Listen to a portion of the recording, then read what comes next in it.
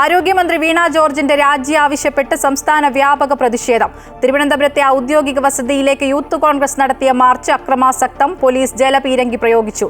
മന്ത്രിയുടെ പത്തനംതിട്ട അങ്ങാടിക്കലെ വീട്ടിലേക്കും കോഴിക്കോട് മെഡിക്കൽ കോളേജ് പ്രിൻസിപ്പൽ ഓഫീസിലേക്കും BJP മാർച്ച് നടത്തി. മാർച്ചിലും സംഘർഷമുണ്ടായി. കോഴിക്കോടും കണ്ണൂരും കാസർഗോഡും DMO ഓഫീസിലേക്ക് യൂത്ത് കോൺഗ്രസ് പ്രവർത്തകരുടെ പ്രതിഷേധ മാർച്ചിലും സംഘർഷമുണ്ടായി.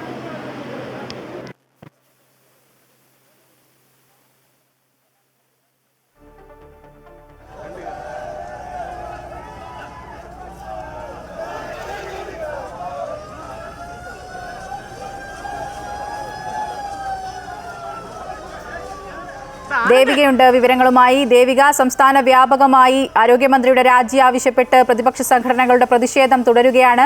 തിരുവനന്തപുരത്ത് മന്ത്രിയുടെ വസതിയിലേക്കും മാർച്ച് നടക്കുകയാണെന്നാണ് മനസ്സിലാക്കുന്നത്. നിലവിൽ സംഘർഷ സാധ്യത നിലനിൽക്കുകയാണ്. എന്താണ് നിലവിലെ ഒരു അവസ്ഥ?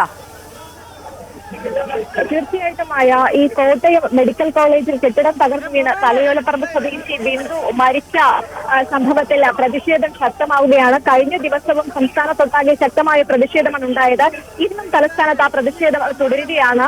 ആരോഗ്യമന്ത്രി വീണ ജോർജിന്റെ രാജി ആവശ്യപ്പെട്ട യൂത്ത് കോൺഗ്രസ് പ്രവർത്തകരാണ് ഇപ്പോൾ നിലവിൽ തൈക്കാടുള്ള ഈ ആരോഗ്യമന്ത്രി വീണ ജോർജിന്റെ ഔദ്യോഗിക വസതിയിലേക്ക് ഈ പ്രതിഷേധ മാർച്ച് നടത്തിയത്.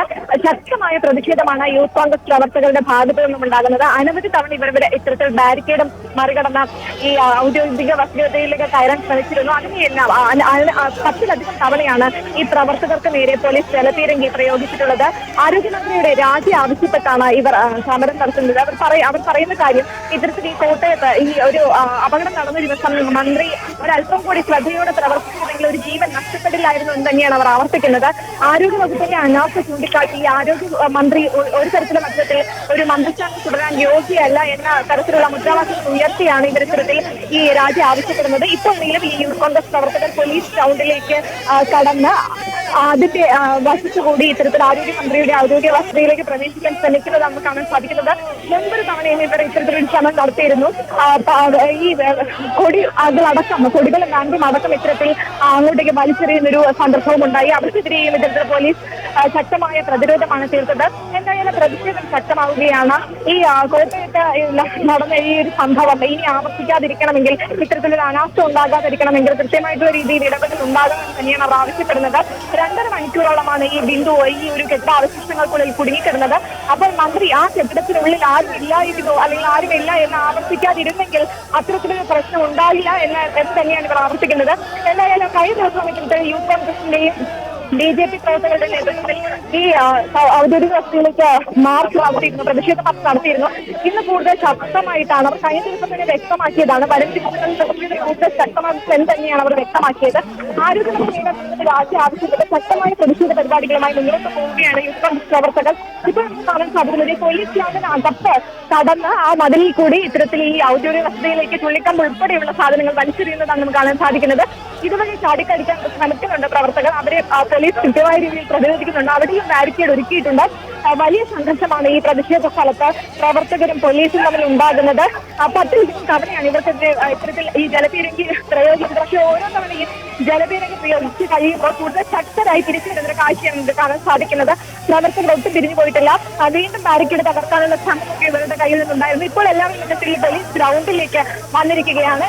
ഇതുവഴി അപ്പുറത്തേക്ക് ചാടിക്കടക്കാനുള്ള ശ്രമമാണ് പ്രവർത്തകരുടെ ഭാഗത്തു നിന്നും ഉണ്ടാകുന്നത്. ശക്തമായ പ്രതിഷേധം ഈ പ്രവർത്തകരുടെ അടുത്തു നിന്നും ഉണ്ടാകുമ്പോൾ ശക്തമായ പ്രതിരോധം തന്നെയാണ് പോലീസ് തീർക്കുന്നത്. പോലീസും യൂത്ത് കോൺഗ്രസ് പ്രവർത്തകരും തമ്മിലുള്ള സംഘർഷം രൂക്ഷമായ സാഹചര്യമാണുള്ളത്.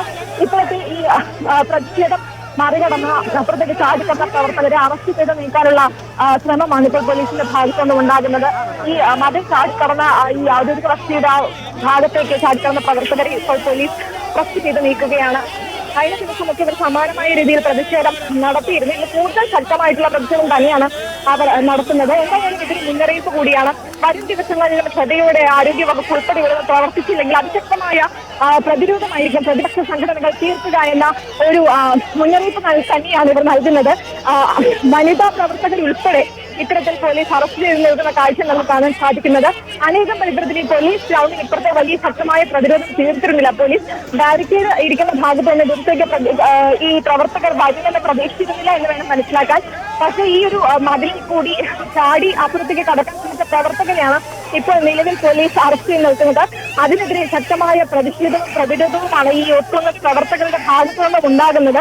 കഴിഞ്ഞ ദിവസമാണ് ഇത്തരത്തിൽ ഈ ഒരു ബിന്ദു എന്ന കരയോലപ്പുറം സ്വദേശി മരിക്കുന്ന ഒരു സംഭവം ഉണ്ടാകുന്നത്. അതിദാരുണമായ സംഭവമായിരുന്നു. അതിനുശേഷം ഈ സംസ്ഥാനത്തൊട്ടാകെ ഈ ആരോഗ്യ വകുപ്പിനെതിരെ ഒരു ജനരോഷം ഉയർന്നിരുന്നു. അതിന്റെ പ്രതിഫലനം തന്നെയാണ് പിന്നീട് ഇങ്ങോട്ട് സംസ്ഥാനം ഒട്ടാകെ കണ്ട വിവിധ പ്രതിപക്ഷ സംഘടനകളുടെ പ്രതിഷേധ പരിപാടികളിലൂടെ നമുക്ക് മനസ്സിലാകുന്നത്. പലതവണ ഇത്തരത്തിൽ ഇവർക്ക് എതിരെ ജലപീരങ്കി പ്രയോഗവും പോലീസിന്റെ ലാപ്ടോപ്പും ഉണ്ടായിരുന്നെങ്കിലും അവർ അതൊന്നും വകവയ്ക്കാതെ വീണ്ടും സമരം തുടരുന്ന ഒരു അവസ്ഥയാണ് നമുക്ക് കാണാൻ സാധിക്കുന്നത്. 2 തവണയാണ് ഇവർ ഇത്തരത്തിൽ ഈ പോലീസ് ഗ്രൗണ്ടിലേക്ക് കടന്ന് ഈ ഔദ്യോഗിക വസതിയിലേക്ക് കടക്കാനുള്ള ശ്രമം നടത്തുന്നത്. ആദ്യത്തെ ശ്രമം പരാജയപ്പെട്ടു. രണ്ടാമത്തെ ശ്രമത്തിലാണ് ഇപ്പോൾ ഈ ഒരു മതിൽ ചാടിക്കടത്തുകയും അങ്ങനെ ചാടി കടന്ന പ്രവർത്തകരെ, വനിതാ പ്രവർത്തകർ ഉൾപ്പെടെയുള്ളവരെ, വനിതാ പോലീസ് ഉൾപ്പെടെയുള്ളവർ അറസ്റ്റ് ചെയ്ത് നീക്കുന്ന കാഴ്ചയാണ് നമുക്ക് കാണാൻ സാധിക്കുന്നത്. വീണ്ടും പ്രവർത്തകർ ബാരിക്കേഡിനടുത്തേക്ക് പോകുന്നുണ്ട്.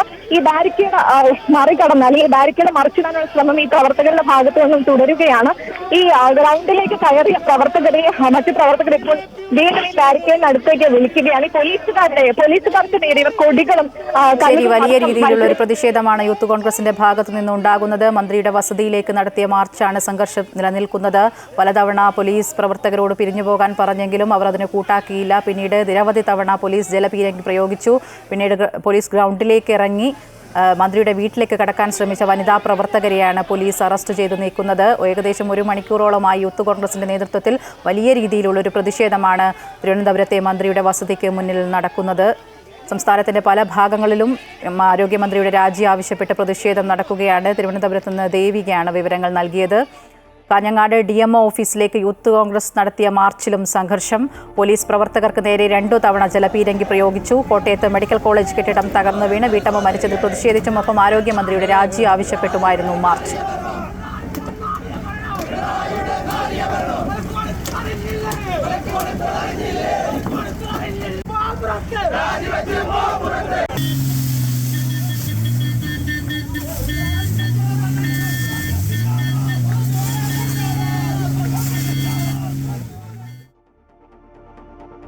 ആരോഗ്യരംഗത്ത് നടക്കുന്നത് PR ഏജൻസിയെ വച്ചുള്ള നടപടികൾ മാത്രമെന്ന് പ്രതിപക്ഷ നേതാവ് VD സതീശൻ.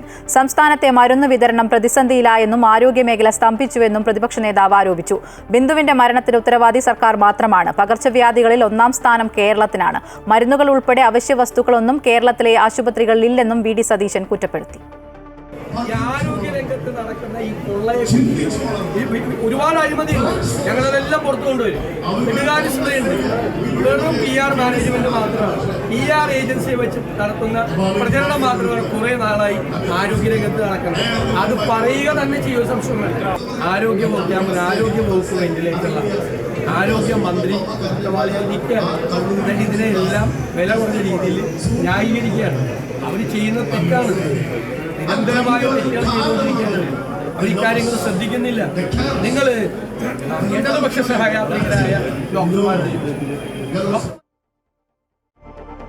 കോട്ടയം മെഡിക്കൽ കോളേജിലെ അപകടം പുറത്തുനിന്നുള്ള ഏജൻസികളെ കൊണ്ട് അന്വേഷിപ്പിക്കണമെന്ന് മുതിർന്ന കോൺഗ്രസ് നേതാവ് മുല്ലപ്പള്ളി രാമചന്ദ്രൻ.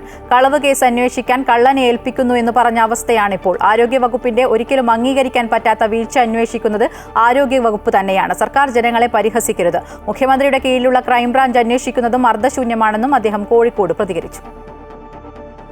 അത് സാധാരണ നമ്മൾ പറയാറില്ലേ, കട്ടവസ്തു കണ്ടെടുക്കാൻ വേണ്ടിയിട്ട് കള്ളൻ ഏൽപ്പിക്കുന്നു എന്ന് പറഞ്ഞ പോലത്തെ അവസ്ഥയിലെടുത്ത് ആരോഗ്യവകുപ്പ് തന്നെയാണ് ആരോഗ്യവകുപ്പിന്റെ കീഴിലുള്ള ഈ ആശുപത്രിയിൽ സംഭവിച്ചിരിക്കുന്ന ഈ ഒരു വലിയ ഒരിക്കലും അംഗീകരിക്കാൻ സാധിക്കാത്ത വീഴ്ചയെക്കുറിച്ച് അന്വേഷിക്കുക പറഞ്ഞാൽ അതിലെന്താണ് അർത്ഥം? പരിഹാസമല്ലേ? ജനങ്ങളെ പരിഹസിക്കേണ്ടത് വേണ്ടത് അതല്ല. പിന്നെ ഞാൻ പറയട്ടെ, ആഭ്യന്തര വകുപ്പിന്റെ കീഴിലെ ഈ ക്രൈംബ്രാഞ്ച് അന്വേഷിക്കട്ടെ എന്നൊക്കെ ചിലർ പറഞ്ഞിട്ടുണ്ട്. അർത്ഥശൂന്യമാണത്. അത് മുഖ്യമന്ത്രിയുടെ കീഴിലെ വകുപ്പാണത്. മുഖ്യമന്ത്രി തീർച്ചയായിട്ടും ആ സംഭവത്തെ ഒരിക്കലും ന്യായീകരിക്കാനല്ലാതെ അതെ നിരാകരിക്കും ഒരിക്കലല്ലോ. അപ്പൊ അതല്ല വേണ്ടത്, ഒരു എക്സ്റ്റേണൽ ഏജൻസി.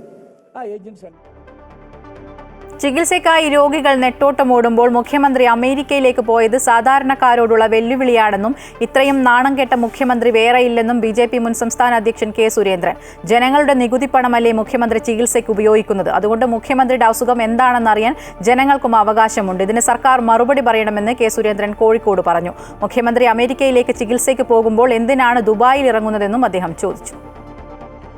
അല്ല, കേരളത്തിലെ ആരോഗ്യരംഗം സമ്പൂർണമായ തകർച്ചയിൽ നിൽക്കുമ്പോൾ ആരോഗ്യവകുപ്പ് വെന്റിലേറ്ററിൽ കിടക്കുമ്പോഴാണ് നാട് ഭരിക്കുന്ന മുഖ്യമന്ത്രി സ്വന്തം ആരോഗ്യം സംരക്ഷിക്കാൻ വേണ്ടി അമേരിക്കയിലേക്ക് ചികിത്സയ്ക്ക് പോയിരിക്കുന്നത്. അമേരിക്കയിൽ ചികിത്സയ്ക്ക് പോകുന്നതിന് ഇവിടെ ആരും എതിരല്ല. പക്ഷേ കേരളത്തിലെ ജനങ്ങളുടെ ആരോഗ്യകാര്യത്തിന് എന്തെങ്കിലും ഒരു നടപടി എടുത്തിട്ട് വേണമായിരുന്നു മുഖ്യമന്ത്രി അമേരിക്കയിലേക്ക് പോകാൻ. കോട്ടയം മെഡിക്കൽ കോളേജിൽ കെട്ടിടം തകർന്നു വീണ് മരിച്ച ബിന്ദുവിന്റെ മകളുടെ ചികിത്സാ ചെലവ് വഹിക്കുന്നതിനൊപ്പം കുടുംബത്തിൽ ഒരാൾക്ക് സ്ഥിര ജോലി നൽകാനും സർക്കാർ തയ്യാറാകണമെന്ന് ചാണ്ടി ഉമ്മൻ MLA. ബിന്ദുവിന്റെ കുടുംബത്തിന് 25 ലക്ഷം രൂപയിൽ കുറയാത്ത തുക ധനസഹായം നൽകണം. ബിന്ദുവിന്റെ മൃതദേഹത്തോട് താൻ അനാദരവ് കാണിച്ചിട്ടില്ല. ബിന്ദുവിന്റെ മരണത്തിന് ഉത്തരവാദികളായവരാണ് താൻ അനാദരവ് കാട്ടിയെന്ന് ആരോപിക്കുന്നത്. മെഡിക്കൽ കോളേജിൽ ഇപ്പോൾ എല്ലാം നോർമലായി എന്ന് വരുത്തി തീർക്കാനുള്ള ശ്രമമാണ് നടന്നുകൊണ്ടിരിക്കുന്നതെന്നും ചാണ്ടി ഉമ്മൻ അമൃത വാർത്തകളോട് പ്രതികരിച്ചു.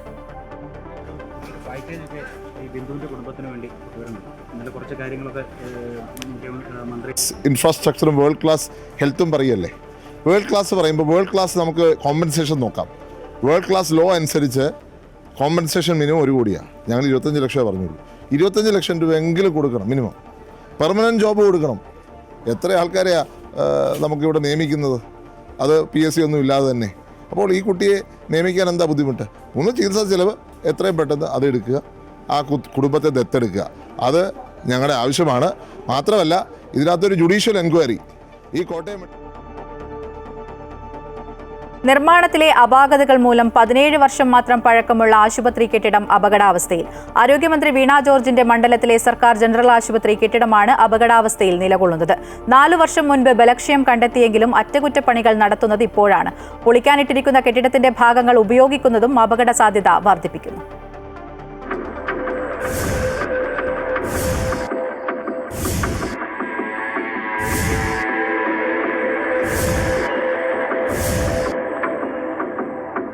പത്തനംതിട്ട ജനറൽ ആശുപത്രിയിലെ പ്രധാന ബ്ലോക്കായ BNC കെട്ടിടമാണ് അപകടഭീതി സൃഷ്ടിക്കുന്നത്. 4 നിലകളായുള്ള ഈ കെട്ടിടത്തിൽ ഗൈനക്കോളജി, കുട്ടികളുടെ വാർഡ്, ICU എന്നിവ പ്രവർത്തിക്കുന്നു. കെട്ടിടത്തിന്റെ തൂണുകളിൽ കോൺക്രീറ്റ് പൊട്ടിമാറി ദ്രവിച്ച കമ്പികൾ കാണാം. ഏറ്റവും മുകളിലുള്ള ഓപ്പറേഷൻ തിയേറ്ററിൽ ശുചിമുറിയുടെ ഭാഗത്ത് ചോർച്ചയുണ്ട്. കഴിഞ്ഞ വർഷം ജൂലൈയിൽ BNC ബ്ലോക്കിൽ മേൽക്കൂര അടർന്നു വീണ് ഗർഭിണിയും ഭർത്താവും തലനാരിഴയ്ക്കാണ് പരിക്കേൽക്കാതെ രക്ഷപ്പെട്ടത്. BNC കെട്ടിടത്തിന്റെ ബലക്ഷയം ദൂരവ്യാപക പ്രത്യാഘാതങ്ങൾക്ക് ഇടവരുത്തിയേക്കുമെന്ന് ആശുപത്രി വികസന സമിതി അംഗം മുഹമ്മദ് അൻസർ പറയുന്നു. ഞങ്ങളെല്ലാം കാലാകാലമായി പറഞ്ഞിട്ടുണ്ട്, ഇവിടെ രാഷ്ട്രീയം മറന്നുകൊണ്ട് രോഗികളുടെ അടിസ്ഥാന സൗകര്യങ്ങൾ വർദ്ധിപ്പിക്കുന്നതിനും വേണ്ടി ഇവിടെ തകർച്ചയിലായിരിക്കുന്ന BNC ബ്ലോക്ക് ഉടൻ തന്നെ നിർമ്മിക്കാൻ നമ്മൾ ആവശ്യപ്പെട്ടിട്ടുണ്ട്. അതുകൊണ്ട് രോഗികളുടെ ജീവന് സംരക്ഷണം കൊടുക്കുന്ന ഒരു നടപടി ഇവിടുത്തെ അധികാരികളുടെ ഭാഗത്തുണ്ടായില്ലെങ്കിൽ ആരോഗ്യ മേഖല കണ്ട ഏറ്റവും വലിയ ഒരു ദുരന്തത്തിന് പത്തനംതിട്ട ജനറൽ സാക്ഷ്യമായി. പുതിയ കെട്ടിടത്തിന്റെ നിർമ്മാണ പ്രവർത്തനങ്ങൾ നടക്കുന്നുണ്ടെങ്കിലും ഇപ്പുറത്ത് പൊളിക്കാനിട്ടിരിക്കുന്ന കെട്ടിടത്തിന്റെ പല ഭാഗങ്ങളും ഇപ്പോഴും ഉപയോഗിക്കുന്നു എന്നത് അപകടഭീതി സൃഷ്ടിക്കുകയാണ്. ആശുപത്രിയിലെ പ്രധാന ലിഫ്റ്റ് സംവിധാനവും പ്രവർത്തനരഹിതം. ആശുപത്രിയുടെ അറ്റകുറ്റപ്പണികൾക്കായി നിലവിൽ കോന്നി മെഡിക്കൽ കോളേജിലേക്ക് ഉപകരണങ്ങൾ മാറ്റിയിരിക്കുകയാണ്. പുതിയ കെട്ടിടത്തിന്റെ പണി എന്ന് തീരുമെന്ന് വ്യക്തമില്ലാത്തതിനാൽ പുതിയ കെട്ടിടം സാധ്യമാക്കും വരെ ജനറൽ ആശുപത്രിയിലെത്തുന്ന രോഗികളും കൂട്ടിരിപ്പുകാരും ഭയാശങ്കയോടെ തന്നെ തുടരേണ്ടി വരും. അമൃത ന്യൂസ്, പത്തനംതിട്ട. സ്കൂൾ സമയമാറ്റം പിൻവലിക്കില്ലെന്ന് ആവർത്തിച്ച് വിദ്യാഭ്യാസ മന്ത്രി വി ശിവൻകുട്ടി. അധ്യാപക സംഘടനകളുടെ യോഗത്തിലാണ് മന്ത്രി നിലപാട് വ്യക്തമാക്കിയത്. അതേസമയം മുസ്ലിം ലീഗിന്റെ അധ്യാപക സംഘടന എതിർപ്പ് അറിയിച്ചിട്ടുണ്ട്. അൺഫിലിറ്റ് ഡിസൂസ ചേരുന്നു വിവരങ്ങളുമായി.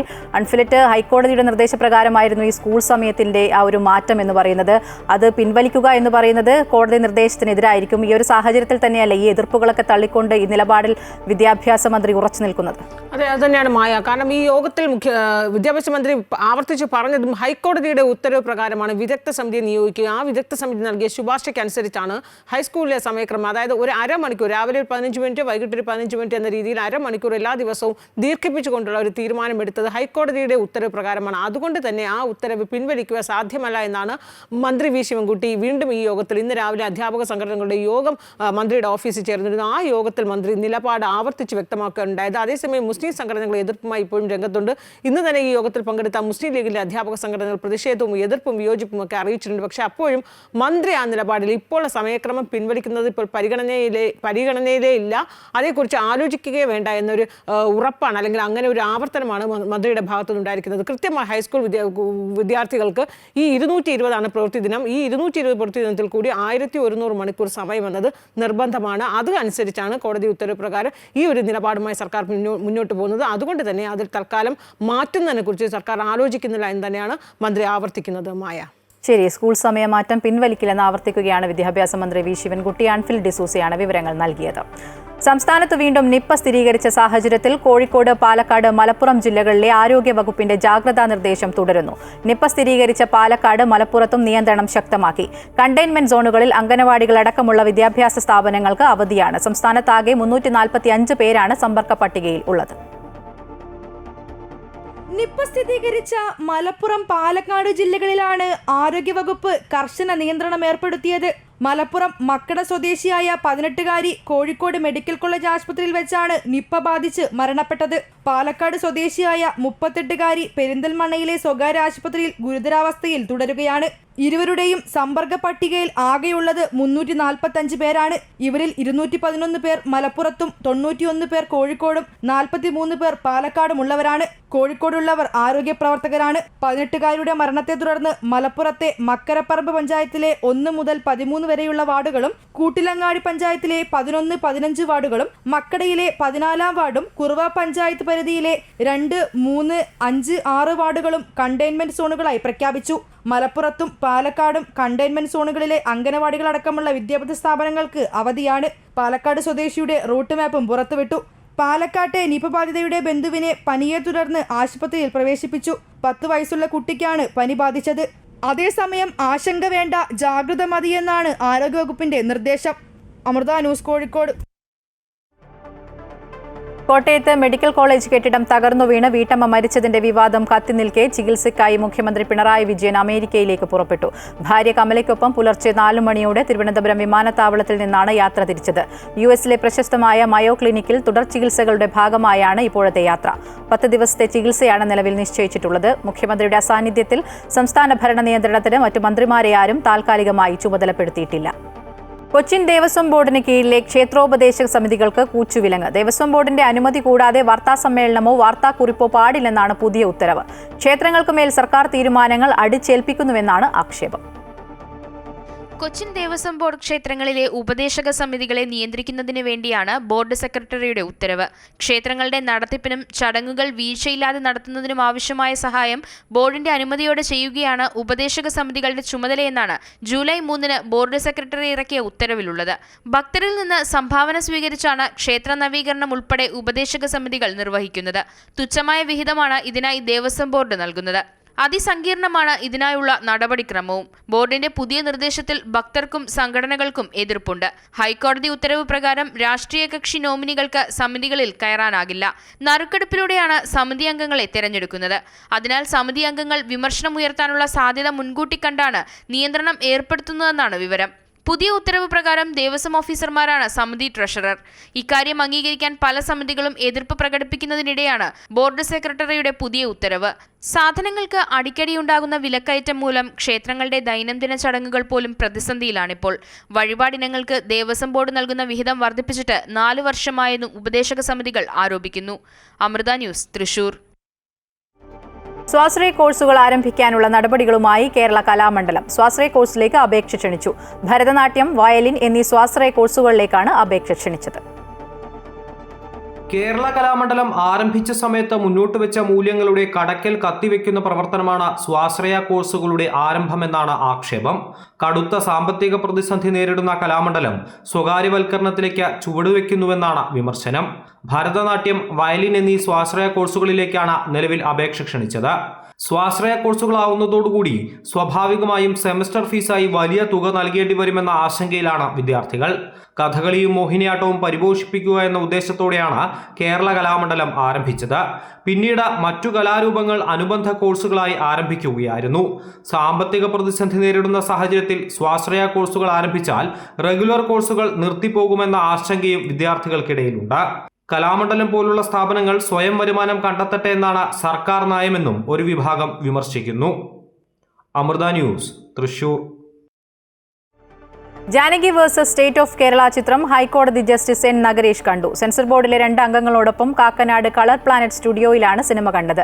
സിനിമ കണ്ടതിന് ശേഷം ബുധനാഴ്ച ഹർജി വീണ്ടും പരിഗണിക്കുമ്പോൾ അന്തിമ തീരുമാനമെടുക്കാമെന്നാണ് ഹൈക്കോടതി അറിയിച്ചത്. സെൻസർ ബോർഡ് സിനിമയ്ക്ക് പ്രദർശനാനുമതി നൽകാത്ത സാഹചര്യത്തിലാണ് ഹൈക്കോടതി സിനിമ കാണാൻ തീരുമാനിച്ചത്. പ്രദർശനാനുമതി സംബന്ധിച്ച അന്തിമ തീരുമാനം ബുധനാഴ്ചയുണ്ടാകും.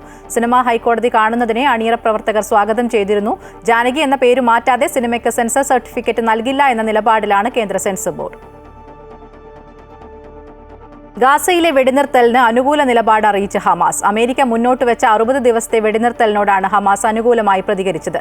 മധ്യസ്ഥ ചർച്ചകളിൽ പങ്കാളികളായ ഖത്തറിനെയും ഈജിപ്തിനെയും നിലപാട് അറിയിച്ചതായാണ് റിപ്പോർട്ട്. സമാധാന ശ്രമങ്ങൾക്കും മറ്റു കാര്യങ്ങൾക്കും ചർച്ച ചെയ്യാൻ തയ്യാറാണെന്ന് ഹമാസ് പ്രസ്താവനയിൽ പറയുന്നു. യുദ്ധം അവസാനിപ്പിക്കാനുള്ള ചർച്ചകൾ പരാജയപ്പെട്ടാൽ വീണ്ടും യുദ്ധം ആരംഭിക്കില്ലെന്ന് അമേരിക്ക വാഗ്ദാനം ചെയ്യണമെന്ന് ഹമാസ് ആവശ്യപ്പെട്ടിട്ടുണ്ട്. എന്നാൽ ഇതിനോട് ഇസ്രായേലും അമേരിക്കയും ഇതുവരെ പ്രതികരിച്ചിട്ടില്ല. അമേരിക്കയിലെ ടെക്സസിൽ മിന്നൽ പ്രളയത്തിൽ കുട്ടികൾ ഉൾപ്പെടെ 24 പേർ മരിച്ചു. വേനൽക്കാല ക്യാമ്പിൽ പങ്കെടുക്കാനെത്തിയ 23 പെൺകുട്ടികൾ ഉൾപ്പെടെ നിരവധി പേരെ കാണാതായി. 14 ഹെലികോപ്റ്ററുകൾ ഉൾപ്പെടെ വൻ സന്നാഹത്തോടെയുള്ള രക്ഷാപ്രവർത്തനം ദ്രുതഗതിയിൽ പുരോഗമിക്കുകയാണെന്ന് Texas lieutenant governor Dan Patrick വ്യക്തമാക്കി.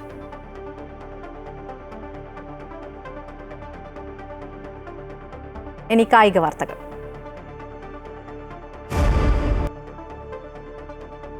കേരള ക്രിക്കറ്റ് ലീഗ് 2ാം പതിപ്പിൽ ഏറ്റവും കൂടുതൽ തുക നേടി സഞ്ജു സാംസൺ. 26.8 ലക്ഷം രൂപയ്ക്കാണ് കൊച്ചി ബ്ലൂ ടൈഗേഴ്സ് സഞ്ജു സാംസണെ സ്വന്തമാക്കിയത്. ഒരു ടീമിന് ചിലവഴിക്കാവുന്നതിന്റെ പകുതിയിലേറെ തുക നൽകിയാണ് സഞ്ജുവിനെ ടീം നേടിയത്. ബേസിൽ തമ്പിയെ 8,40,000 രൂപയ്ക്ക് ട്രിവാൻഡ്രം റോയൽ സ്വന്തമാക്കി. ഷോൺ റോജർ 4,40,000 രൂപയ്ക്ക് തൃശൂർ ടൈറ്റൻസിൽ പോയി. ഓഗസ്റ്റ് 21 മുതൽ സെപ്റ്റംബർ 6 വരെയാണ് KCL 2ാം പതിപ്പ് നടക്കുന്നത്.